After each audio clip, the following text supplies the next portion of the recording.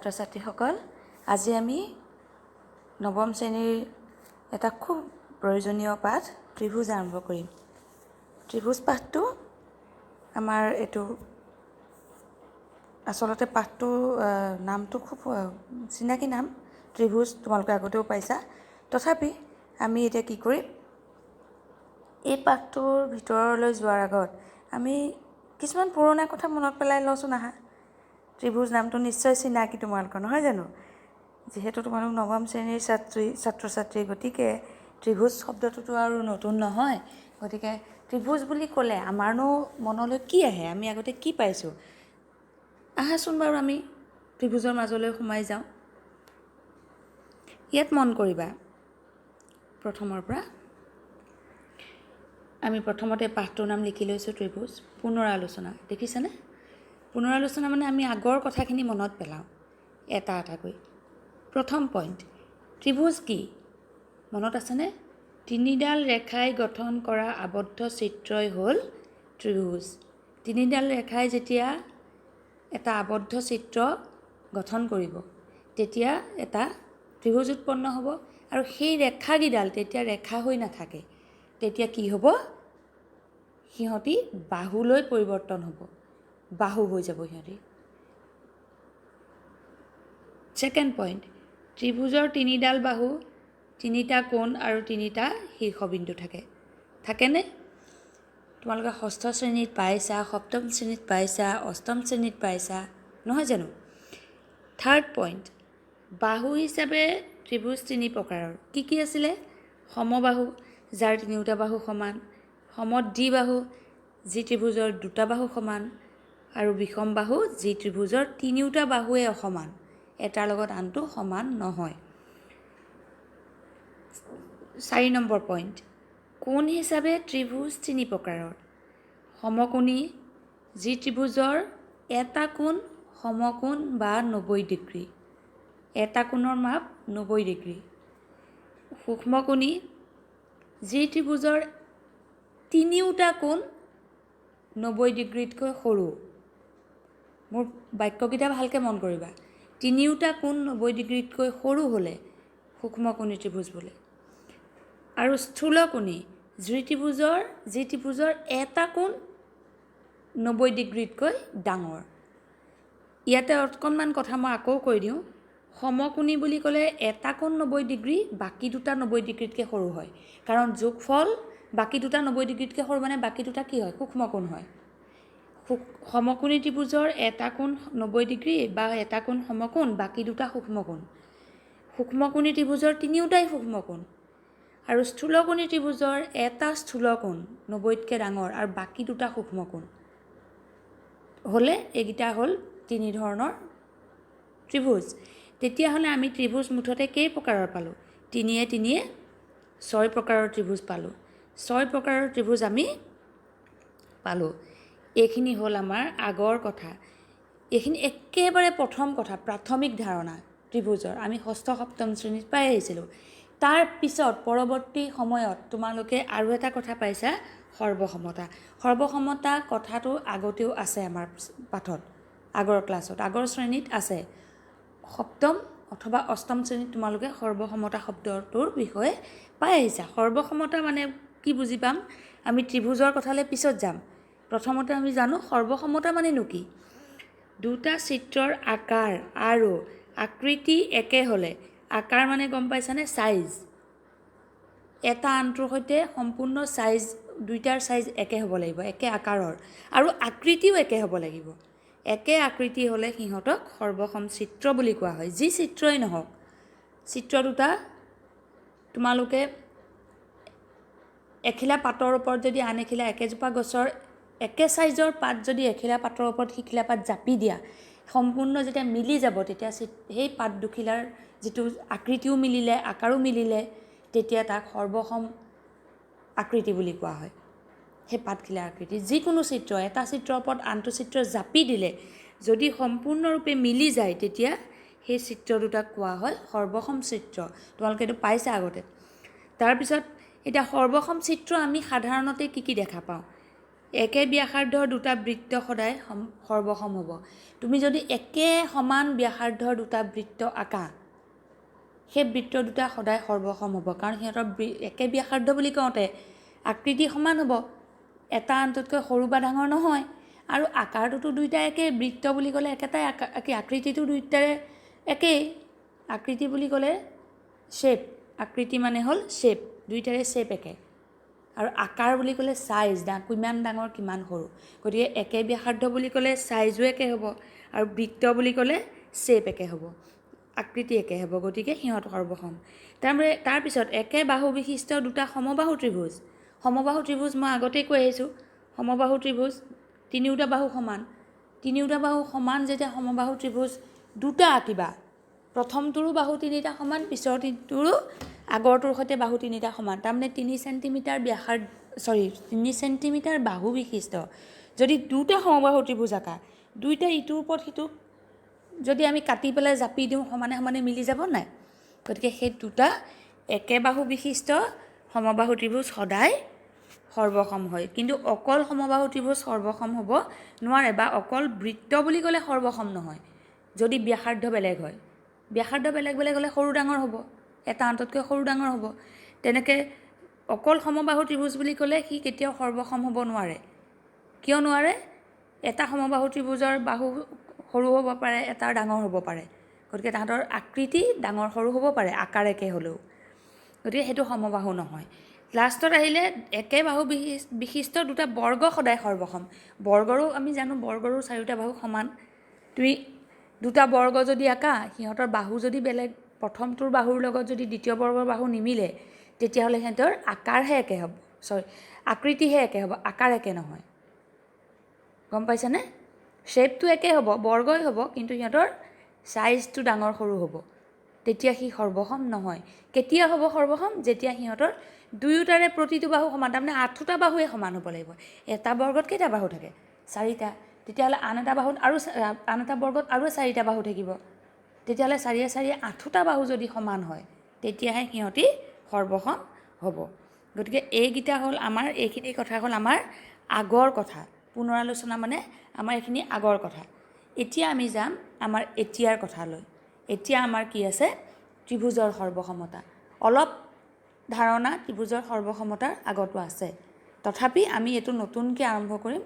আমি আগৰ পুনৰালোচনাৰ কথাখিনি মনত লৈ আমি ত্ৰিভুজৰ সৰ্বসমতাৰ কথাখিনি নতুনকৈ আৰম্ভ কৰিম। এতিয়া ত্ৰিভুজৰ সৰ্বসমতা বুলি ক'লে আমি কি বুজিম?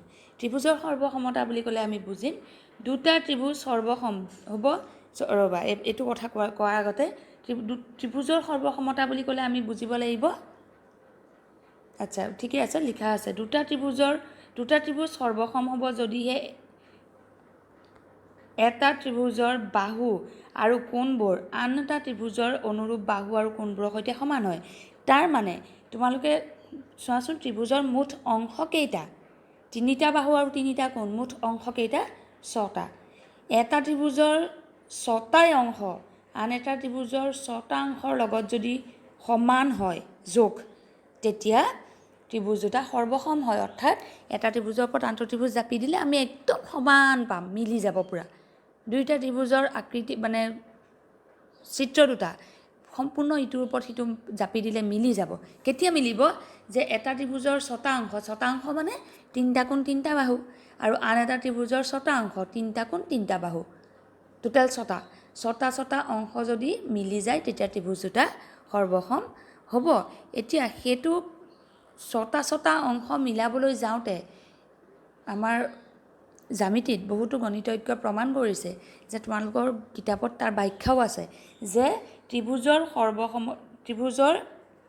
সৰ্বসমতাৰ বাবে ত্ৰিভুজৰ 3যোৰ অংশৰ সমতাই যথেষ্ট। তাৰমানে এটা ত্ৰিভুজৰ যদি আমি যিকোনো 3যোৰ অংশ সমান বুলি ক'ব পাৰোঁ, তেতিয়া বাকী 3যোৰ সমান হৈ যায়, নিজে নিজে হৈ যায়, বা প্ৰমাণ কৰিব পাৰি বাকী 3যোৰো সমান হ'বই। সেইটো ইতিমধ্যে প্ৰমাণিত হৈছে। সেইবাবে আমি মাত্ৰ 3যোৰ, যিকোনো 3যোৰ অংশ যদি আমি সমান বুলি প্ৰমাণ কৰিব পাৰোঁ, তেতিয়াহ'লে আমাৰ ত্ৰিভুজ দুটা সদায় সৰ্বসম হ'ব। 6যোৰ অংশ সমান বুলি প্ৰমাণ নকৰিলেও হ'ব, মাত্ৰ 3যোৰ কৰিব পাৰিলেই হ'ল। আধাখিনি কৰিব পাৰিলে বাকী আধাখিনি সমান হৈ যায়। গতিকে এতিয়া আমি আমাৰ আচল পাৰ্টটোলৈ আহিম যে ত্ৰিভুজৰ সৰ্বসমতাৰ বিধি। ত্ৰিভুজৰ সৰ্বসমতাৰ বিধি কেইটামান আছে। এই ত্ৰিভুজৰ সৰ্বসমতাৰ বিধিকেইটা লৈ যাম। বিধি বা চৰ্ত। ত্ৰিভুজৰ সৰ্বসমতাৰ বিধি মুঠতে 4টা। মুঠ বিধি কেইটা 4টা। তাৰে 3টা যিকোনো ত্ৰিভুজৰ, দেখিছানে, যিকোনো ত্ৰিভুজৰ ক্ষেত্ৰত 3টা, আৰু এটা হ'ল সমকোণী ত্ৰিভুজৰ ক্ষেত্ৰত। 4টা বুলি যে কৈছোঁ 3টা যোগ 1 তাৰমানে, তাৰে 3টা কিহৰ, যিকোনো ত্ৰিভুজৰ ক্ষেত্ৰত সেই চৰ্তকেইটা খাটে, আৰু এটা হ'ল অকল সমকোণী ত্ৰিভুজৰ ক্ষেত্ৰত। গতিকে মুঠতে হ'ল আমাৰ 4টা বিধি আছে, চৰ্ত আছে। সেই চৰ্তকেইটাৰ ওপৰত ভিত্তি কৰি আমি কি কৰিব লাগিব, দুটা ত্ৰিভুজ সৰ্বসম বুলি ক'ব পাৰিম। এতিয়া প্ৰথম 3টা কি কি? প্ৰথম 3টা হ'ল বাহু কোণ বাহু। প্ৰথমটো হ'ল প্ৰথম 3টাৰ ভিতৰত প্ৰথমটো হ'ল বাহু কোণ বাহু। দ্বিতীয়টো হ'ল কোণ বাহু কোণ বা কোণ কোণ বাহু। কোণ বাহু কোণ বুলিও কয়, কোণ কোণ বাহু বুলিও কয়। আৰু 3 নম্বৰটো হ'ল বাহু বাহু বাহু। সেই 3টা হ'ল যিকোনো ত্ৰিভুজৰ ক্ষেত্ৰত সৰ্বসমতাৰ বিধি। আৰু সমকোণী ত্ৰিভুজৰ ক্ষেত্ৰত যিটো চৰ্ত বা বিধি, সেইটো কোৱা হয় দুটা নাম, তাৰো দুটা নাম আছে, সমকোণ কৰ্ণবাহু বা সমকোণ অতিভুজ বাহু। তোমালোকৰ কিতাপত সমকোণ অতিভুজ বাহু আছে, মই পিছলৈ ব্যাখ্যাখিনিত সেই তেনেকৈ লিখিছোঁ, কিন্তু কেতিয়াবা সমকোণ কৰ্ণবাহু বুলিও তোমালোকে পাবা। এতিয়া আমি ইয়াৰ ব্যাখ্যাখিনি চাম, নহ'লে এনেকৈ কৈ থাকিলে তোমালোকে বুজি নাপাবা। গতিকে আমি এতিয়া ব্যাখ্যাখিনিলৈ যাম, এটা এটাকৈ মই তোমালোকক বুজাই দিম। প্ৰথমতে আমি বাহু কোণ বাহুটোলৈ আগবাঢ়িছোঁ। এইটো চোৱা এতিয়া, ত্ৰিভুজৰ সৰ্বসমতাৰ বাহু কোণ বাহু বিধি। বাহু কোণ বাহু বিধিটোৰ অৰ্থটো কি? বাহু কোণ বাহু বিধিটোৰ অৰ্থটো হ'ল তিনিযোৰ, মই কৈছোঁ নহয় যে তিনিযোৰ অংশ সমান বুলি ক'ব পাৰিলেই হ'ল। এই এযোৰ বাহু, এযোৰ কোণ আৰু এযোৰ বাহু। এযোৰ বাহু বুলি প্ৰথমতে কিয় কৈছোঁ?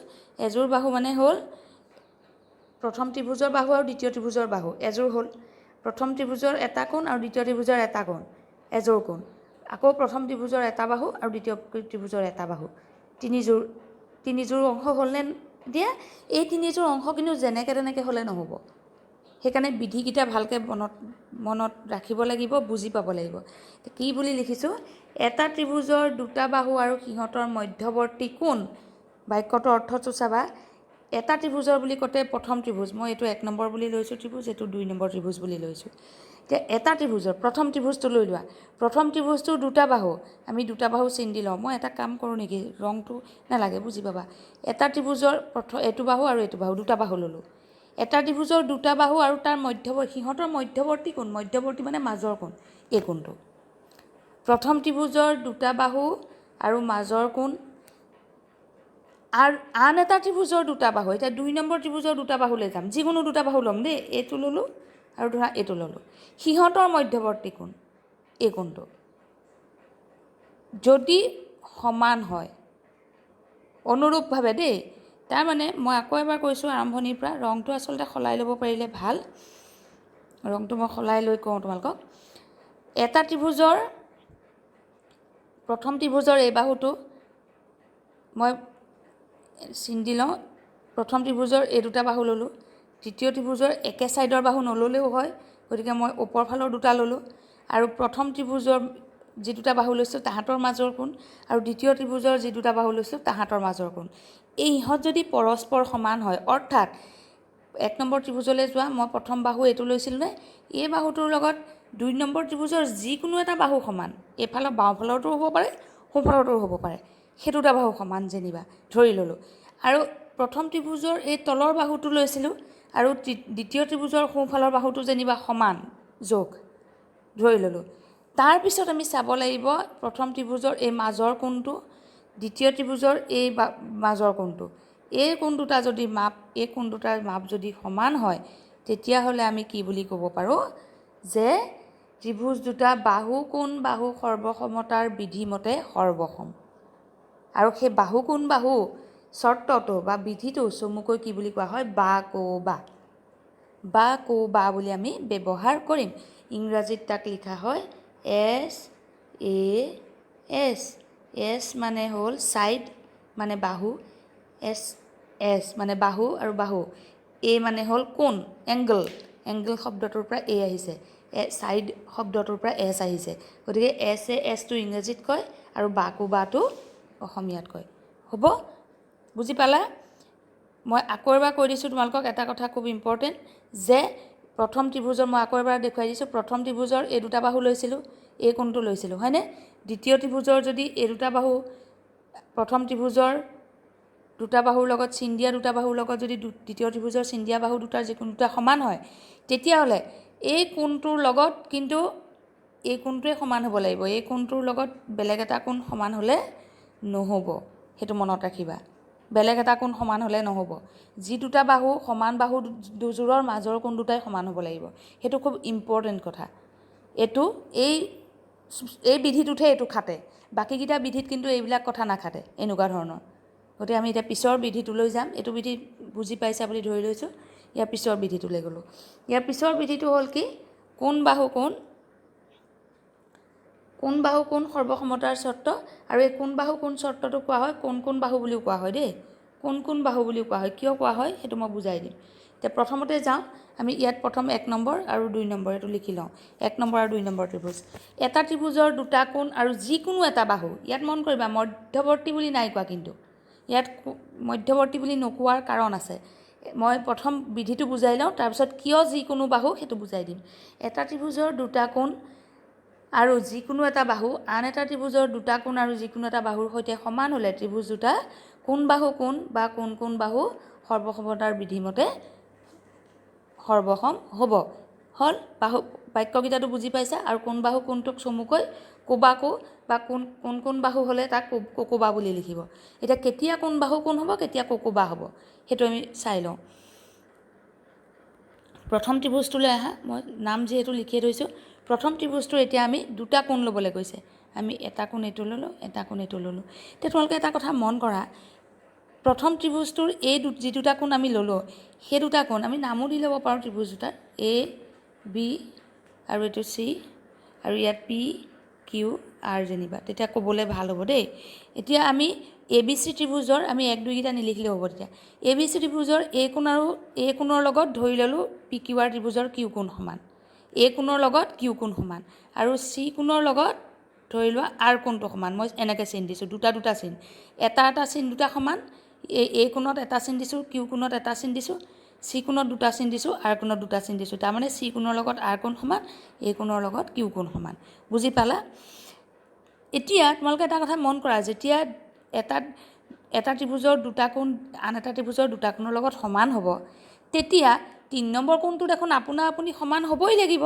এই দুটা কোণ আপোনা আপুনি সমান হ'ব লাগিব কিয় বাৰু কাৰণ যোগফলটো দুইটাৰে 180 হ'ব লাগিব আমি ত্ৰিভুজৰ কোণৰ সমষ্টি ধৰ্ম মতে ইতিমধ্যেই পাই আহিছোঁ যে এ বি চি ত্ৰিভুজৰ তিনিওটা কোণৰ যোগফল 180 হ'ব নাই আৰু পি কিউ আৰ ত্ৰিভুজৰো তিনিওটা কোণৰ যোগফল 180 হ'ব হয়নে দুইটা ত্ৰিভুজৰ যদি তিনিওটা কোণৰ মাপ 180 হয় যোগফল তেতিয়াহ'লে দুযোৰ কোণ যদি দুইটা ত্ৰিভুজৰ সমান হয় 3 নম্বৰ কোণযোৰ সমান হ'লেহে দুইটা কোণৰ যোগফল 180 হ'ব বুজি পাইছানে কনচেপ্টটো সেইকাৰণে যিহেতু দুটা ত্ৰিভুজৰ দুটা কোণ সমান হ'লে 3 নম্বৰ কোণযোৰ নিজে নিজে সমান হ'বই তেতিয়াহ'লে বাহু তুমি যিযোৰে নোলোৱা মধ্যৱৰ্তী বাহুৱে হ'ব বাহু যিকোনো এযোৰ ল'লেই হ'ল যিকোনো এযোৰ বাহু সমান হ'লে এই সৰ্বসমতাৰ চৰ্তটো সিদ্ধ হয় তাৰমানে এতিয়া যেতিয়া আমাৰ দুটা ত্ৰিভুজৰ দুযোৰ কোণ আমি সমান পালোঁ তাৰপিছত আমি যিকোনো বাহু সমান পালেই হ'ল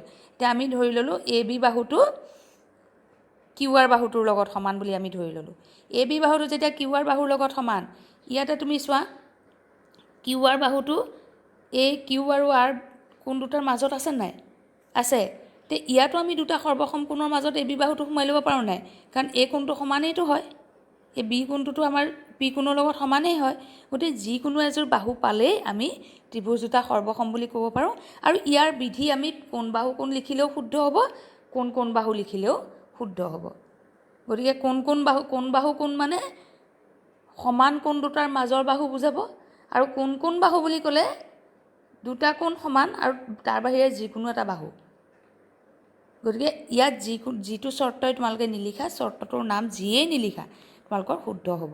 বুজি পালানে? গতিকে এইটো হ'ল ত্ৰিভুজৰ সৰ্বসমতাৰ দ্বিতীয় চৰ্ত। ইয়াত তাৰমানে আমি দুটা ত্ৰিভুজৰ যেতিয়া দুযোৰ কোণ সমান বুলি ক'ব পাৰিম, তেতিয়া 3 নম্বৰ কোণযোৰ যিহেতু আপোনা আপুনি সমান হ'বই, গতিকে সেইটো আমি 3 নম্বৰ কোণযোৰ সমানটোলৈ আমি প্ৰয়োজন হ'লেহে যাম।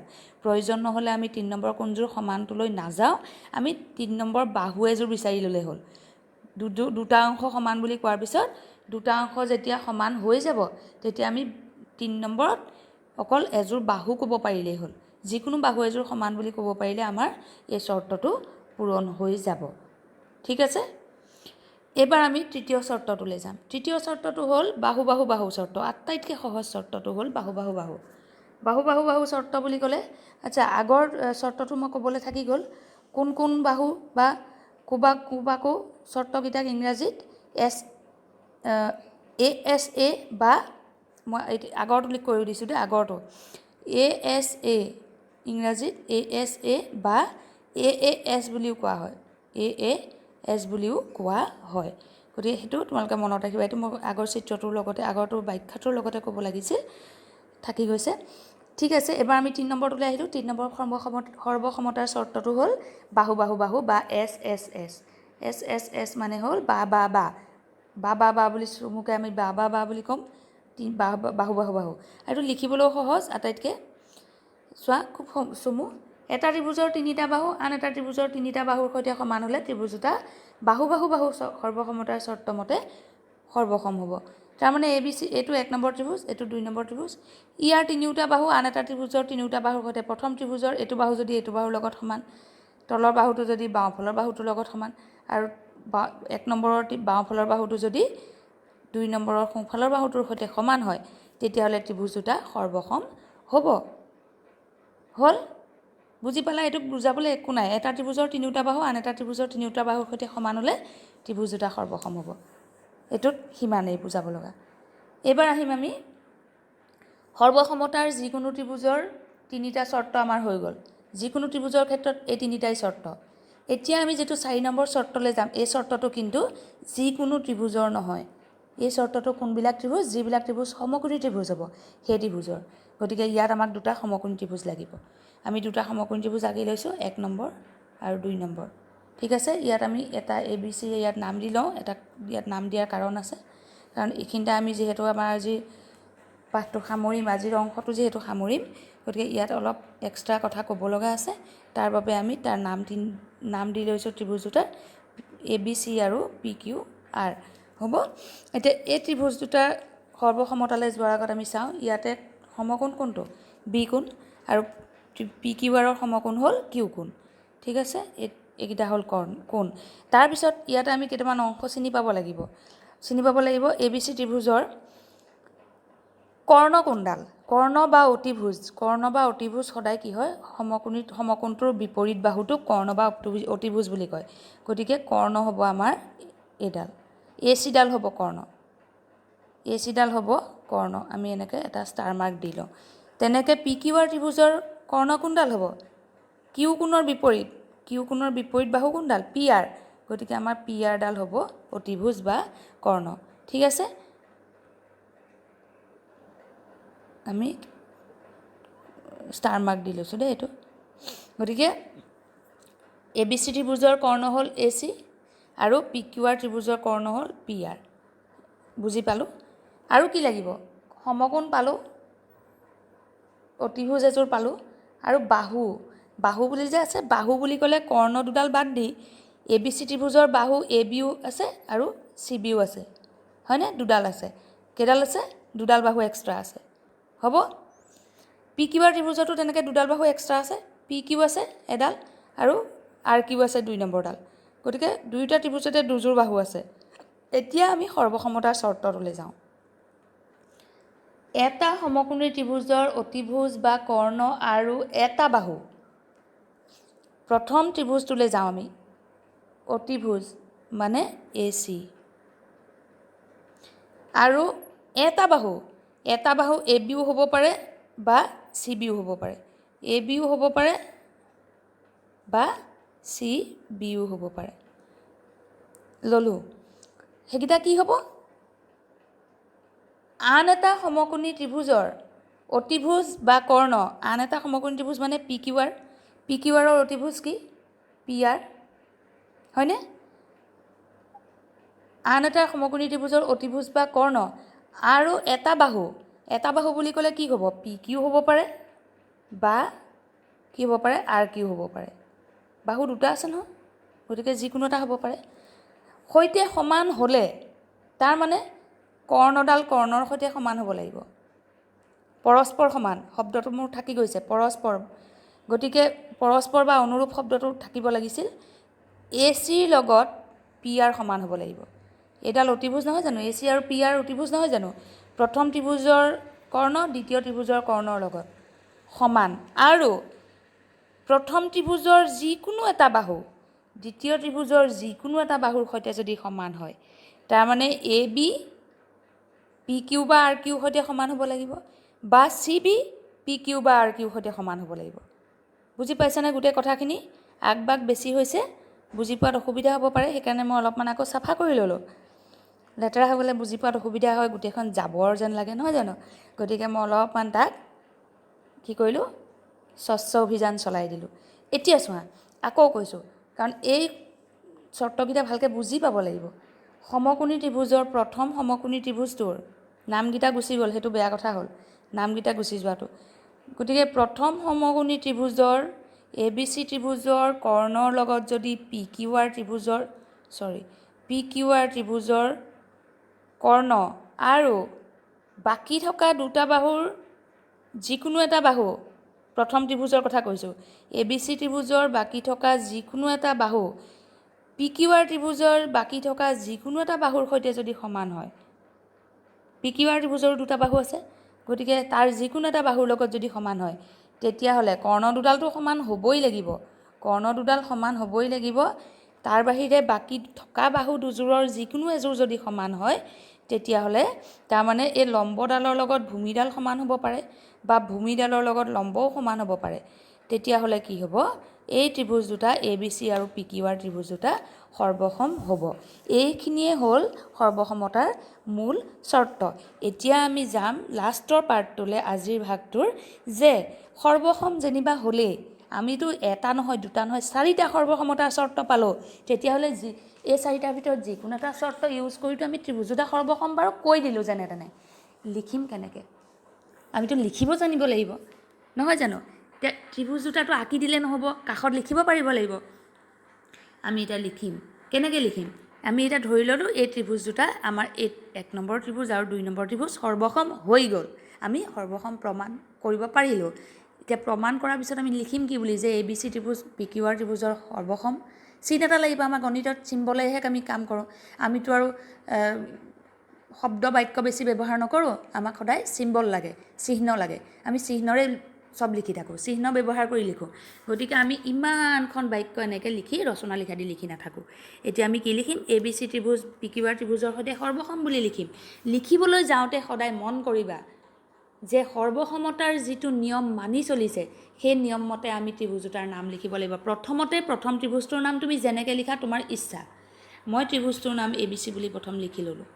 এ বি চি ত্ৰিভুজ কাৰ লগত সমান? সৰ্বসম। পি কিউ আৰ ত্ৰিভুজৰ লগত সৰ্বসম। সৰ্বসম চিনটো কেনেকৈ লিখিবা? সমান চিনটো দি তাৰ ওপৰত এছ এটা শুৱাই দিবা, পথালিকৈ এছ এটা লিখি দিবা।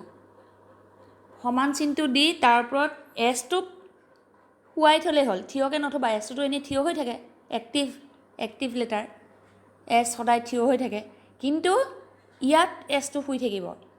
সৰ্বসমটোৰ ওপৰত, সমান চিনটোৰ ওপৰত এছটো এনেকৈ শুৱাই থৈ দিবা, সেইটোৱে হ'ব সৰ্বসম চিন। গতিকে এই সৰ্বসম এ বি চি ত্ৰিভুজ, মই এটা ভুল কৰিছোঁ, আকৌ শুদ্ধকৈ লিখিছোঁ, ত্ৰিভুজ এ বি চি, ত্ৰিভুজ চিনটো আগত দিব লাগিব। এই ত্ৰিভুজ চিনটো দিবা, অকণমান টেকনিকেল প্ৰব্লেম আছে। এইটো এনেকৈ ত্ৰিভুজ এ বি চি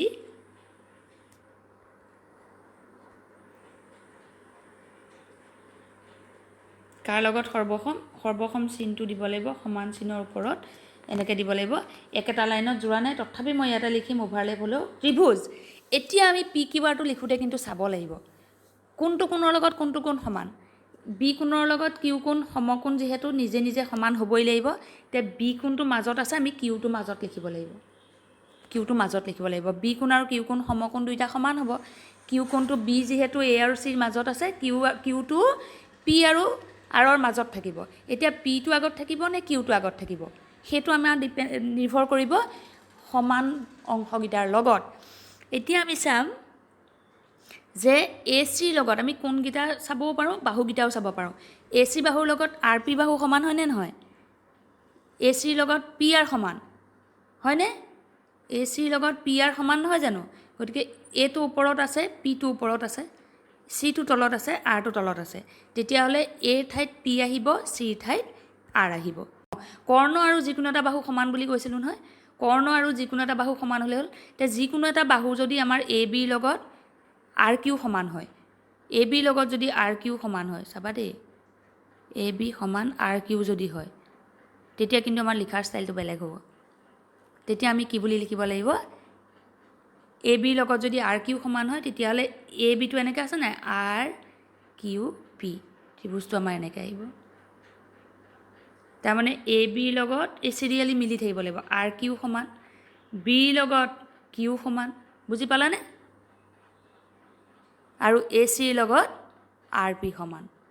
গতিকে এনেকৈ আমি ত্ৰিভুজ দুটা লিখিব লাগিব। বৰ ত্ৰিভুজকেইটাতহে আমি চাব লাগিব আমি নামকেইটা কেনেকৈ লিখিম। তে এইটো ত্ৰিভুজৰ ক্ষেত্ৰত মই আকৌ কৈ দিছোঁ, এই ত্ৰিভুজটোৰ ক্ষেত্ৰত ইয়াতে যদি এইটো এ বি চি হয়, এইটো এ বি চি আৰু এইটো পি কিউ আৰ যদি হয়, এই ত্ৰিভুজ দুটা ধৰা এ বি চি আৰু পি কিউ আৰ, ইয়াৰে আমি কৈছিলোঁ যে যিকোনো দুটা বাহু এ চিৰ লগত পি কিউ সমান হ'ল, বি চিৰ লগত কিউ আৰ সমান হ'ল ধৰি লোৱা, আৰু তেতিয়া কোনকেইটা সমান হ'ব লাগিব? ইহঁতৰ মাজৰ কোণটো এই প্ৰথম ত্ৰিভুজৰ চি কোণটো দ্বিতীয় ত্ৰিভুজৰ কিউ লগত সমান হ'ব লাগিব। এতিয়া লিখোঁতে কি বুলি লিখিব লাগিব? প্ৰথম ত্ৰিভুজটো তুমি এ বি চি বুলিয়ে লিখিব পাৰিবা। প্ৰথম ত্ৰিভুজটো এ বি চি বুলি লিখিব পাৰিবা, ত্ৰিভুজ এ বি চি বুলি লিখিব পাৰিবা। কিন্তু দ্বিতীয় ত্ৰিভুজটো কেনেকৈ লিখিব লাগিব? মিলাব লাগিব। এতিয়া চি কোণৰ লগত কিউ কোণ সমান হয় জানো? গতিকে চিটো লাষ্টত লিখিছোঁ নাই? গতিকে কিউটো আমি লাষ্টত লিখিবগৈ লাগিব। কিউটো আমি লাষ্টত লিখিবগৈ লাগিব। বা জেগা নোযোৰা হৈ গৈছে নহয়। এইটো সৰ্বসম চিনটো দিলোঁ, সৰ্বসম চিনটো দিলোঁ, চিটো আমি লাষ্টত লিখিম, আগত বাকীকেইটা নাম লিখিব লাগিব। আগত বাকীকেইটা কেনেকৈ লিখিম?